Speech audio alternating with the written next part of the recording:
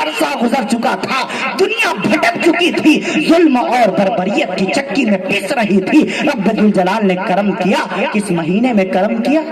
یہی مہینہ جو ابھی گزرا چند روز قبل، ربیع الاول کا مہینہ۔ میرے نبی پاک صلی اللہ علیہ وسلم دنیا میں تشریف لائے، عورتوں کا مقام جو میں نے عرض کیا، عورت کو عزت اسلام نے بخشی ہے، بیٹیوں کو عزت دینے والا مذہب اسلام ہے۔ میرے نبی احمد مصطفیٰ محمد مصطفیٰ صلی اللہ علیہ وسلم نے نبوت کا اعلان فرمایا۔ آقا مدنی صلی اللہ علیہ وسلم مسجد نبی میں بیٹھے، ایک صحابی آئے، ہلکت یا رسول اللہ کے رسول میں ہلاک ہو گیا۔ کہو کیا بات ہے؟ کہا یا رسول اللہ زمانے جاہلیت کی بات ہے، اس وقت آپ نے نبوت کا اعلان نہ فرمایا تھا، اس وقت آپ نے اپنے نبی ہونے کا اعلان نہ فرمایا تھا، لوگ زندہ زمین میں اپنی بچیوں کو زندہ زمین میں دفن کر دیتے تھے۔ یا رسول اللہ میں تاجر آدمی ہوں، تجارت کے لیے کبھی ملک یمن جاتا ہوں، کبھی بحرین جاتا ہوں، کبھی لبنان جاتا ہوں، کبھی فلسطین جاتا ہوں۔ یا رسول اللہ جب تجارت کی غرض سے میں اپنے گھر سے نکلا، ادھر میری بیوی حمل سے تھی، میری بیوی پیٹ سے تھی، جب میں گھر سے چلنے لگا میں نے اپنی بیوی کو ایک ہدایت کی، اگر میرے پیچھے گھر میں بچی پیدا ہو اسے مار دینا، اور اگر بیٹا ہو اسے سنبھالنا۔ یا رسول اللہ تجارت میں کافی دن لگ گئے، کم و بیش پورے طور پر 2-2.5 سال لگ گئے۔ جب میں واپس تجارت سے واپس آیا تو میں نے کیا دیکھا، میرے گھر میں ایک معصوم سے بچی ہے۔ میں نے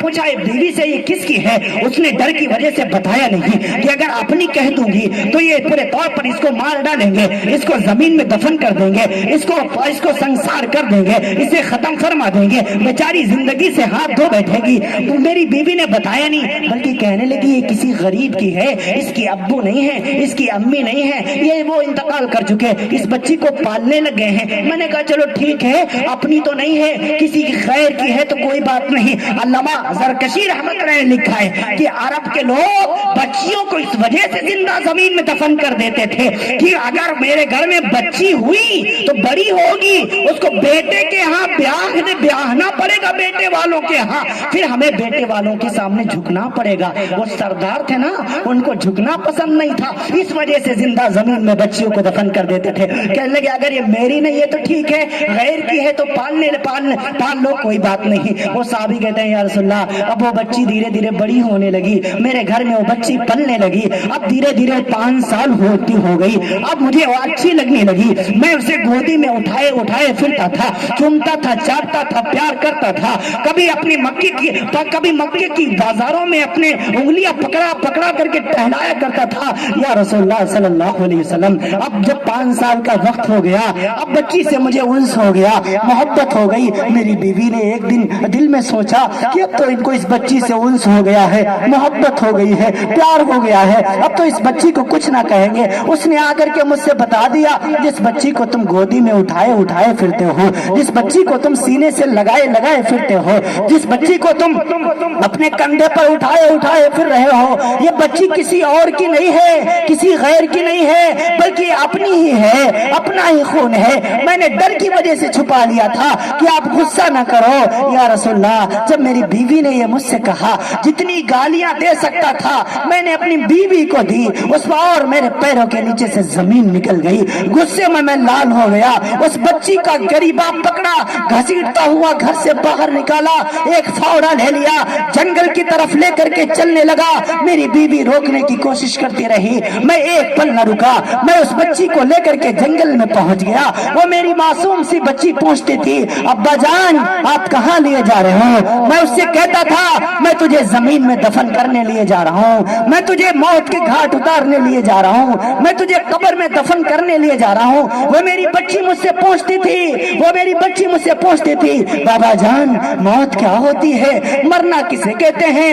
ابو جان قبر کیا ہوتی ہے؟ ہائے اس معصوم سی کلی کو موت بھی کچھ پتا نہیں تھی، قبر بھی کچھ پتا نہیں تھی، حشر بھی کچھ پتا نہیں تھی۔ میں اس کو لے کر کے پورے طور پر جنگل میں آ گیا، اس کے لیے قبر کھودنے لگا اور گہری کرنے کے لیے میں نیچے اترا ہوں، نیچے اتر کر کے اور گہری کیا۔ جب میں اوپر آیا ہوں اب میں تھک چکا ہوں، ہوں میرے سر کے بالوں میں مٹی لگ گئی, میرے گالوں پر رخساروں پر مٹی لگ گئی, میرے کپڑوں پر مٹی لگ گئی, میں بیٹھ کر کے تھک کر کے پسینہ پہنچنے لگا. میری وہ معصوم سی بچی آتی ہے اپنے نرم نرم نازک سے ہاتھوں سے اپنی میرے سر کی مٹی کو جھاڑتی ہے, میرے گالوں کی مٹی کو صاف کرتی ہے, میرے کپڑوں کی مٹی کو صاف کرتی ہے. بابا جان آپ تھک گئے ہوں گے, بابا جان آپ تھک رہے ہوں گے, لیکن یا رسول اللہ مجھے ترس نہ آیا, مجھے رحم نہ آیا. میں نے اس بچی کو گھسیٹ کے اس قبر میں دھکا دے دیا اور مٹی کو برابر کرنا شروع کر دیا, مٹی کو برابر کرنا شروع کیا. وہ میری بچی رونے لگی, بابا جان مر رہی ہوں, ابو جان میرا دم نکل رہا ہے, ابا جان میں مر جاؤں گی, میرا دم گھٹ رہا ہے, آپ مجھے بچا لیجئے, آپ مجھے بچا لیجئے. یا رسول اللہ مجھے رحم نہ آیا, میں اپنی معصوم سی بچی کو اس زمین میں قبر میں دفن کر کے چلا آیا ہوں. آج 18 سال ہو گئے, مجھے وہ میری بیٹی یاد آتی ہے. اللہ کے رسول یوں بیٹھے ہوئے تھے, اب پیشانی آنکھیں اشک بہا رہے ہیں, آنکھوں سے آنسو بہ رہے ہیں, اپنا یوں ہاتھ پیشانی پر مارا, کہا اوف اتنا ظلم, ہٹ جا میری نظروں کے سامنے سے, کہیں ایسا نہ ہو اللہ کی دھرتی پھٹے اور تجھے نگل جائے, تو میرے سامنے نہ آیا کر. تو نے بیٹیوں پر اتنا ظلم, تو اپنے معصوم سی بیٹی پر اتنا ظلم کیا, وہ معصوم سی کلی ابا ابا کہتی رہی, تجھے رحم نہ آیا, تجھ سے زندگی کی بھیک مانگتی رہی, تجھے رحم نہ آیا, ہٹ جا میری نظروں کے سامنے سے, میری آنکھوں کے سامنے نہ آیا. مسلمانوں یہ دور تھا جب امام الانبیاء نے سنا, مسجد نبوی میں آئے ہیں اور آ کر کے اعلان کیا ہے, لوگوں سنو, اگر رب ذوالجلال نے کسی کو 3 بیٹیاں دی ہو, اگر رب ذوالجلال نے کسی کو 3 بیٹیاں دی ہو, بیٹیوں کی پیدائش پر منہ نہ بنائے, بھوئیں نہ چڑھائے, بیوی کو تانے نہ دے, بلکہ ان 3 بیٹیوں کی اچھی طریقے سے پرورش کرے. جب وہ بڑی ہو جائیں اچھے گھرانے میں, دیندار گھرانے میں ان کا نکاح کر دے. میرے نبی نے فرمایا اللہ رب العالمین اس والد سے اتنا خوش ہو جاتا ہے, اس کو اس عمل کے بدلے میں بلا حساب جنت الفردوس عطا فرما دیتا ہے. یہ بیٹیوں کا مقام بتایا ہے. ایک اور صحابی کھڑے ہوئے, یا رسول اللہ اگر 2 بیٹیاں ہوں, فرمایا جا 2 پر بھی مجھ محمد رسول اللہ کا یہی وعدہ. یا رسول اللہ اگر 1 ہو, فرمایا 1 پر بھی یہی وعدہ.